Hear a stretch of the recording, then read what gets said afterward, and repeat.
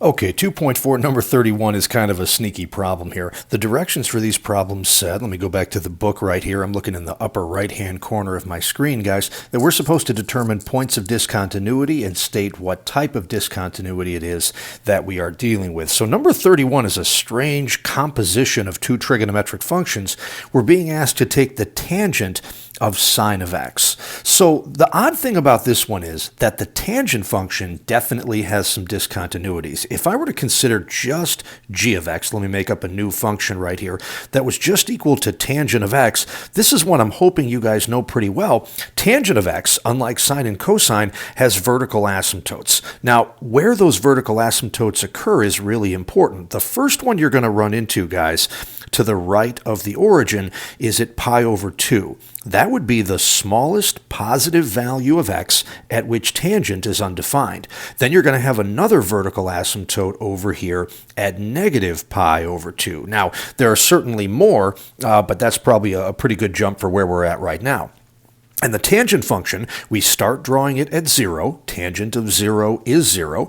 And then it passes through the origin at a 45-degree angle, and then it increases at an increasing rate, getting closer and closer to that vertical asymptote at pi over 2, but never hitting it, increasing towards infinity. And as we move in the opposite direction, it goes into the third quadrant, dropping down like this, and once again, getting closer to its vertical asymptote, this time at negative pi over 2, but never touching it, decreasing towards infinity. So this is what one portion of the tangent graph looks like, and of course it does this thing ad nauseum, guys. It does it over here. I didn't leave myself enough room, but it does it that way forever and ever. So anyhow, back to this.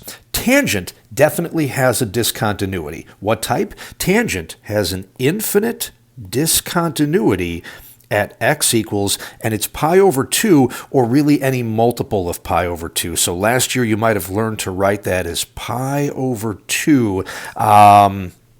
Actually, wait a minute, the spacing between those is pi. So if we were going to do this properly, this would be pi times n, where n is any integer, plus or minus a pi over 2. None of that is really important, guys. What's important is that tangent is completely defined and continuous within this interval here from negative pi over 2 to pi over 2.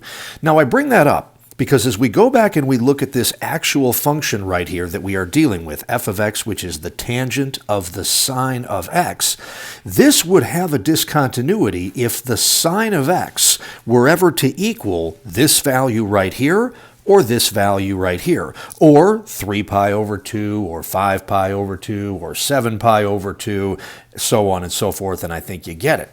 But the funny thing about sine of x, everybody, is that the maximum value of sine of x, if you were to think about just a normal sine wave, the maximum value of that is 1. Sine of any angle will never give you an answer greater than 1. And while we're on the subject, the minimum value of sine of x, or sine of any angle, is going to be negative 1. It's never going to get smaller than that.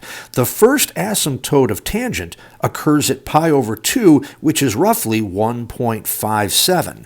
This value right here, guys, will never get to be that big, because the sine of x will increase until we get to, let's see, the first hump, the first peak of the sine wave is at pi over 2, and then it'll start coming back down. So this value right here is always going to be in between negative 1, less than or equal to sine of x, and positive 1.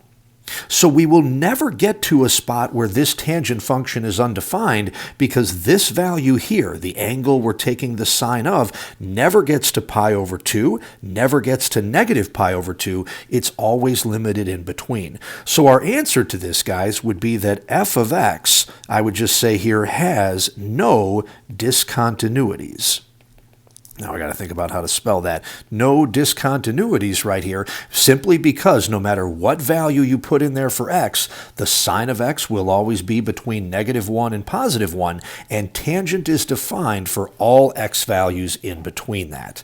So even though tangent itself has some discontinuities, not the tangent of the angles we're going to be dealing with. And just to verify that, guys, I went ahead and typed that into my Inspire here, and sure enough, this kind of showed what I thought thought that it would here. We've got tangent of sine of x, and if you guys recall, pi over 2, where I said that sine was going to reach its peak value right there, is at about 1.5. So if you were to go to about 1.5 on the x-axis and go straight up from there, you'll see that that's where this function kind of reaches its peak value, and then it drops back down. And eventually, after pi, so a little bit more than 3 on the x-axis, sine of x now becomes negative. The tangent of a negative angle is negative, and that's where we drop below the x-axis. So this thing kind of moves back and forth a little bit. In fact, it kind of looks like a sine wave. It's not. It just has some features in common with that. But anyhow, you guys can see, I think, from this graph that it's got no holes, no jumps, no asymptotes right here,